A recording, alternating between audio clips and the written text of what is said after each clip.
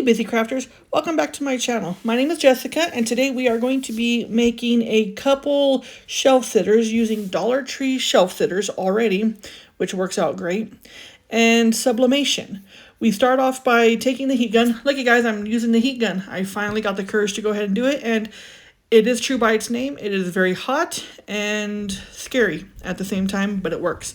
So I took all of the paper off of both of the shelf sitters that I have, and there was a little bit that I was struggling with here, but that's all fine because I just went ahead and decided to just wet it down with some water, and it came off in a doozy, actually. So I just let it sit there for a little bit. It wasn't too long, and I started using the little scraper that I get from the Cricut, and that was taking way too long. So then I actually got smart and I used my husband's putty knife, and it came off great.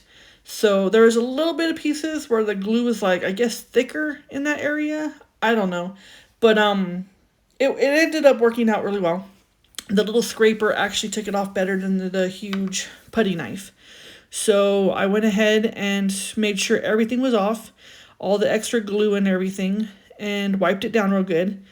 And used my Goo Gone because there was a little bit of residue left over, and I wanted this to be good. So I wanted it to be pretty, I wanted it to look like something that you would get out of Hobby Lobby or Michael's or whatever. So I took the sticker off on the back, and now we're going to be using Waverly chalk paint, and of course white, because we are sublimating. I found that darker colors, your sublimation doesn't actually come through, and white makes everything pop. Now, I tried sublimating on just the plain white by itself, and it worked. It did. The ink from the sublimation did adhere to the white paint, but unfortunately it was really dull.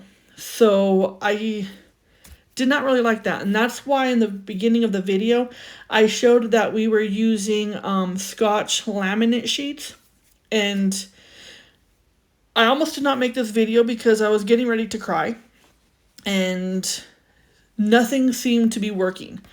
And I was all like, I was behind on schedule getting this video out. I had to help my son. I made 8 shirts for him because he's doing a charity cancer walk in October. And so there was a time limit on those shirts. And then I was like, okay, I got to focus on this video. And then here we go.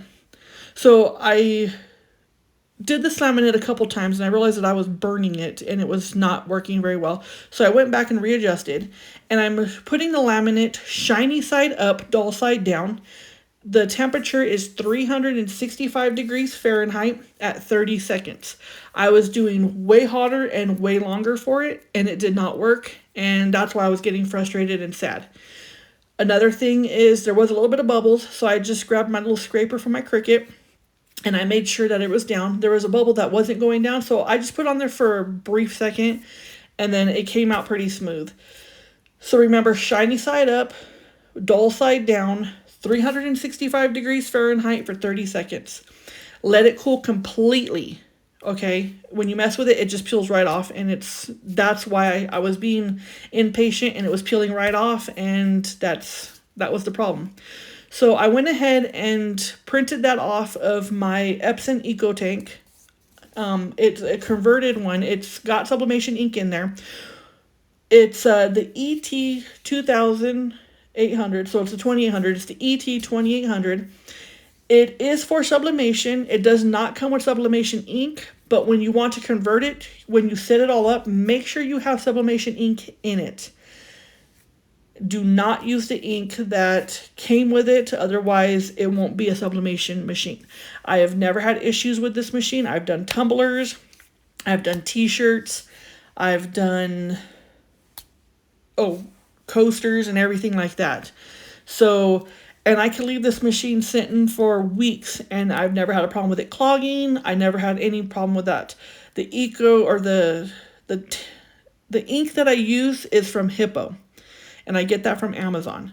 So, see, the back of that one was the one that was very dull. So once again, I printed off the other image. So one of the images is for a pumpkin pie recipe that I got off of Creative Fabrica, and the other one is a pumpkin latte that I also got off of Creative Fabrica. and I lost the footage of how I did it. So my next video, I'm thinking of doing some more sublimation because I really do like sublimation. It looks high end. It's really nice. So yeah, like if you get into sublimation, you won't regret it. You'll actually be addicted. I'm actually quite addicted. That's why I have coasters coming out of my ears and mouse pads, cups. I do 20-ounce tumbler cups for my Etsy shop, and it's yeah, it gets pretty crazy. So now that we're doing the sublimation, I had to take the temperature of my press machine that I also got off of Amazon. And for the sublimation, it's at 385 degrees Fahrenheit for 60 seconds. And it is going to come off. It's going to be very hot. When you see me pull up on the lid or you know what I'm talking about. When you see me pull up, you're going to see a lot of smoke or steam or whatever. It's actually smoke. It's not steam. Make sure you're in a well-ventilated area. My window wasn't open. Our mountain up here is being like, I'm going to be cold and then hot and then cold and then hot. And then we kind of have to guess on what kind of weather we're getting. And so I just leave my windows closed right now. But see how vibrant that is compared to the back? And that's because I sublimated on top of a laminate sheet. And it came out really great. I've done this technique one other time, and that was for a set of wooden coasters that I made that were ordered. And I did it, it was just regular wood, laminate sheet, and then black ink on top of it. And then it turned out beautiful. Put little feet on it, and there you go.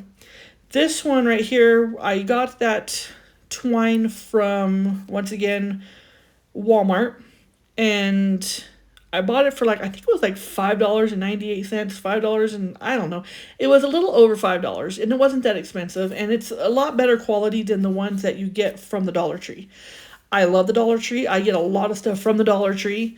There's a lot of stuff that you can sublimate on that the Dollar Tree sells. Dollar Tree has really upped their ante and gave us amazing products for the price. So that little bow there, my husband saw Brenda from Rustic and Lace DIY do this finger bow, as well as Kathy Joe from Kathy Joe's DIY. And he's like, I could do that. So that's the bow that I'm using. It's his bow. Oh my goodness. And so the other one I wanted a little bit different. I wrapped both of the stems or the peduncles in this twine from Walmart using my Gorilla Hot Glue gun.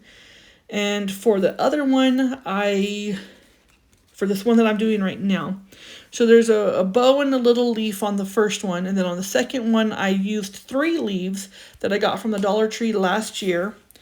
And a small pumpkin that I cut in half. It's a foam pumpkin that I cut in half. And I also got that from the Dollar Tree last year too, when they were like 90% off. And so there we go. I just finished it all off. And then I was going to use the original leaf that came with it, but I decided it was too big and I didn't want it to really cover up the words. So I just used, a couple little ones. And no, I did not use 3. I was going to, but it just looked weird to me. So I just took the third one off and put the little pumpkin in the middle. And these turned out really cute. And I suggest getting into sublimation if you aren't already. And you'll have a lot of fun. So if you're liking what you see in this video, please like, subscribe, share, and comment. I do get back to the comments and everything. And there's the finished product. There's the pumpkin spice latte. I was afraid that the white would not come through because I painted them white, but it turned out pretty nice. And there's the pumpkin pie. And yeah, there's the finished product. Thank you guys so much for my subscribers, and thank you for watching. Bye.